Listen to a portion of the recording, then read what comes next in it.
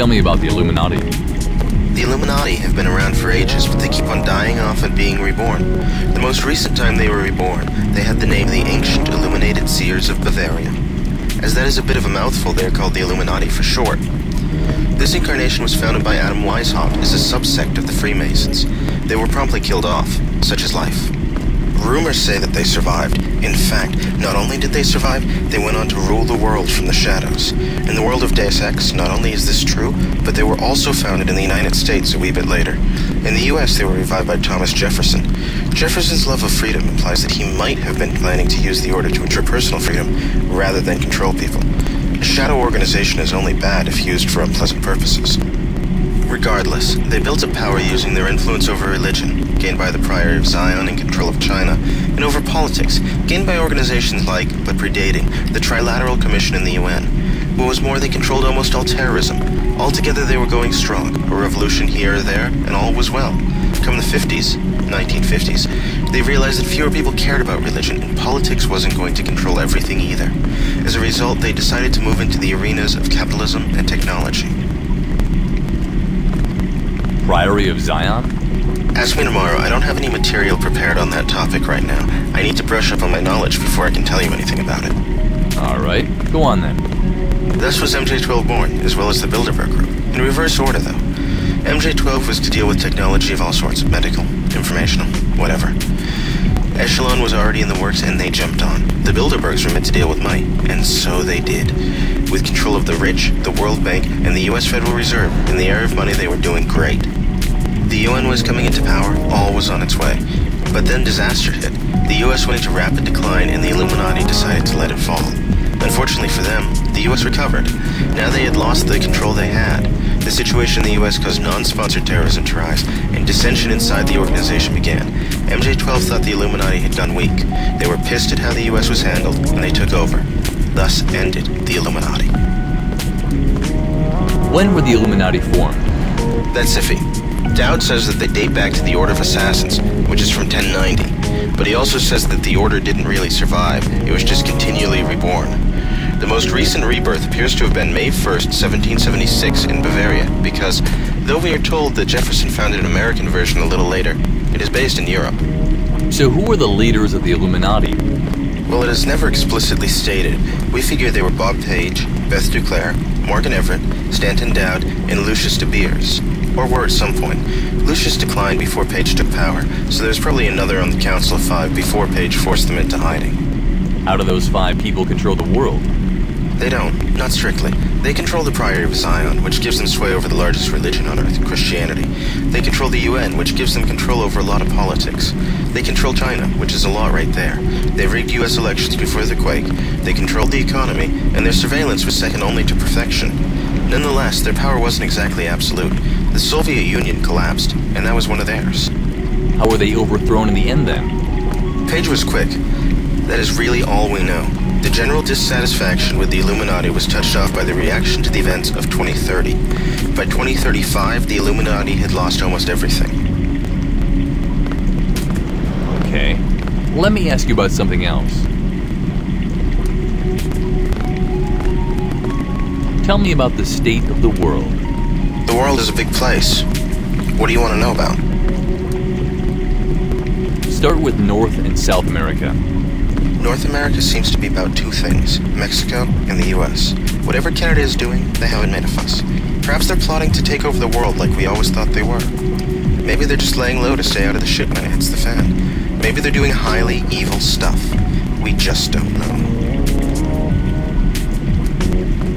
I always figured they were busy keeping the polar bears in their place. Right south of Canada, though, problems came.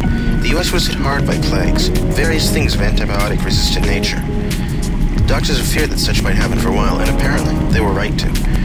The plagues killed millions, and then AIDS came back in force. We aren't given details on exactly what happened, but all it had to do was make it into the breeding population unnoticed for a generation or 2. Then when it came out, it could shatter the world. Finally, things seemed to be looking up. A cure for AIDS was found.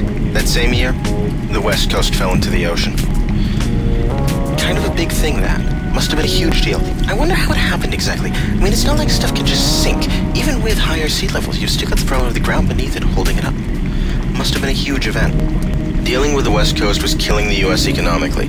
Bankruptcy was a very real possibility, and the rest of the country was getting ignored. Severely.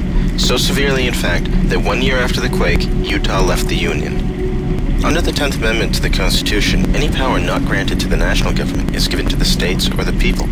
Thus, secession is totally legal, as the federal government was not given the power to remove states from the Union. The Civil War should demonstrate that the federal government doesn't give up states just because of its constitutional right of the state to leave. After Utah said it was out, various others decided to jump ship too. However, unlike Utah, these are described as fringe groups, implying that they did not have popular support. Nonetheless, a war went on to take back Texas, Utah, and those lands controlled by the NSF, Washington, Oregon, Idaho, Montana, and Wyoming. The war succeeded in both keeping the states in the Union and making people realize just how crippled the U.S. was. Enter Mexico. The Russo-Mexican Alliance announced that it was going to take back Texas, which, by all rights, was stolen from them. The thing is that if you wait 200 years to take back land, it's pretty obvious that you're just being a jerk. America was so weakened by all that had already happened that by the time of the game, the Russo-Mexican Alliance controls much of southern Texas, and the battle line is just south of Austin. The secessionist groups have regrouped and organized into one large group called the NSF. They're known as the National, not Northwest, Secessionist Forces. All in all, everything is going to hell. Wow. That's a lot of stuff happening in 50 years. How about South America? Most of South America has been run by MJ-12 for ages, but only on the surface.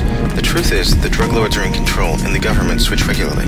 Whether it is a civil war or an election doesn't seem to really matter. Most people's lives don't change at all. Actually, the Deus Ex Bible implies that there is something more going on. Well, it says that MJ-12 does not have control. It says that it seems like someone does. If someone, not MJ-12, is ruling behind the scenes, it means that there is a conspiracy group that did not make it into the game. Unfortunately, we have absolutely no information on this. Alright. Tell me about Europe and Asia. There is surprisingly little to tell about Europe. As it always has been, Europe is populated by people who hate each other. As a result, the fact that MJ-12 controls all of the government there has not given them the control you'd expect. They control the government, they control the economy, but they can't make everyone get along. Eastern Europe is still torn by civil war, as it seems it always will be. Okay. So how about Asia? Anything interesting happen over there? Well, it finally happened. India and Pakistan fired nukes at each other. It was this, combined with the collapse of India's economy, that made them join China. Quite simply, India needed the money.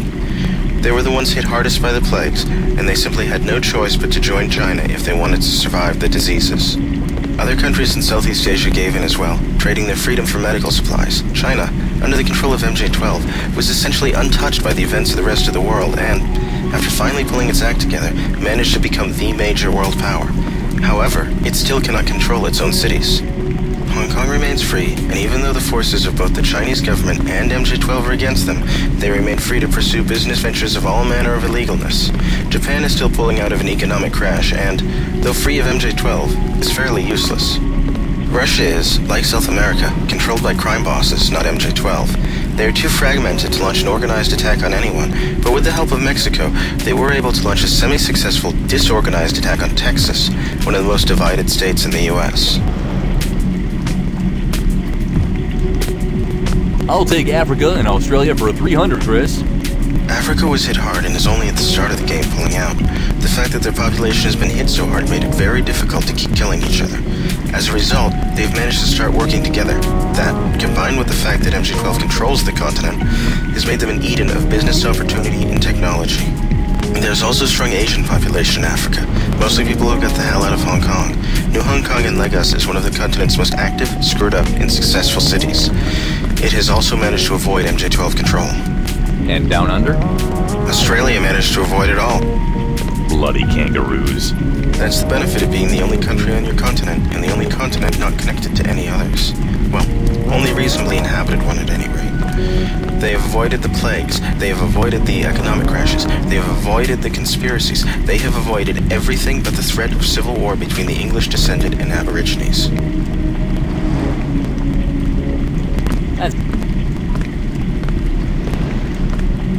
Tell me about the security clearances. I can tell you that they are based on angels, and that there are at least 9 of them. If there is a 10th, which is subject to debate, It is God clearance. Angels? Yes, the clearances are based on the model of angelic hierarchy that is most accepted today. That is what allowed us to fill in the gaps. What gaps? Well, the clearances we know are Angel OA, Archangel 1B, Principal 2C, Domination 5F, Throne 6G, Seraphic 8X. That means that clearances 3, 4, and 7 are missing.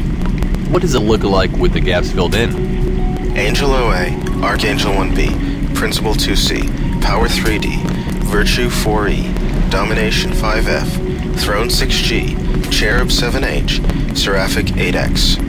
Who made up the model? Well, a guy named Dionysus did, based on stuff from the Bible. More importantly to the game is the fact that Aquinas backed him up.